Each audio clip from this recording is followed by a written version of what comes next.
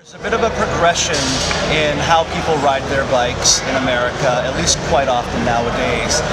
You start off with your Gixxer, your GSXR 650.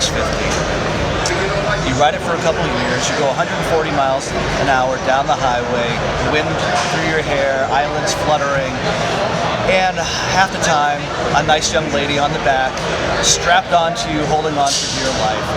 Then you start getting a little bit older, you stop at a headlight, not at a headlight, you stop at a street light, and what pulls up next to you? A whole bunch of guys riding Harley-Davidsons. It happens all the time.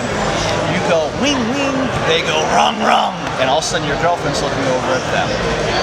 Next thing you know, you're at a Harley-Davidson dealership and you're looking at either a Sportster or a Dyna model.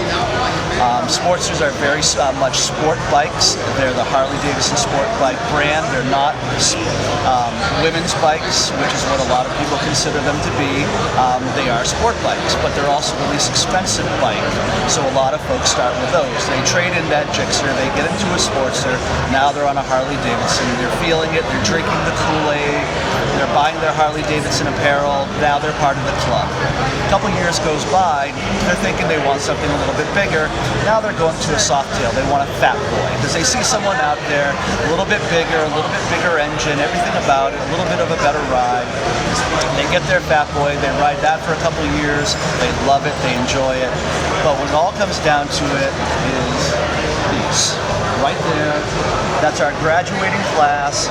We have our street glides, and we have our road glides. And that's the other big thing that we do with Harley-Davidson, is that it's all about the ego.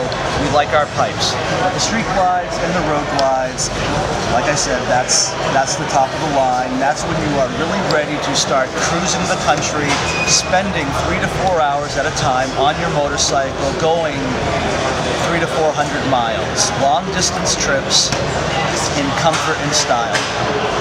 You have your fairing to protect you from the wind.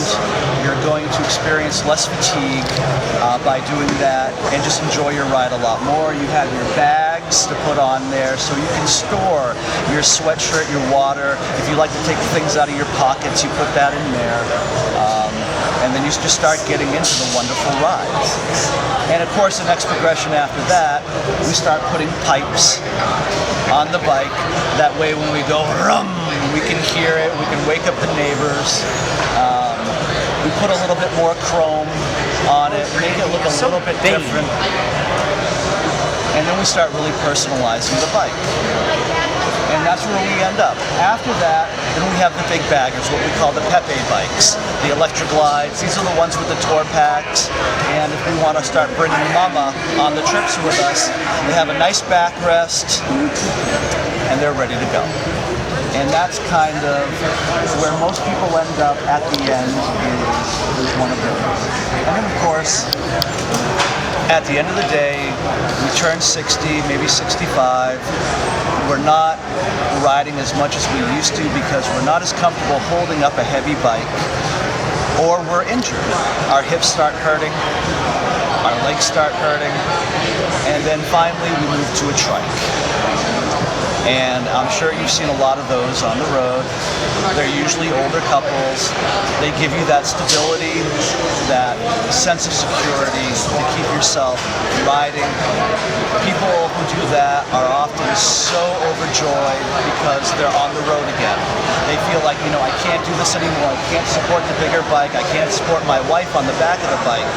Now we're on a trike, and we're still getting the wind in our hair and our knees in the breeze.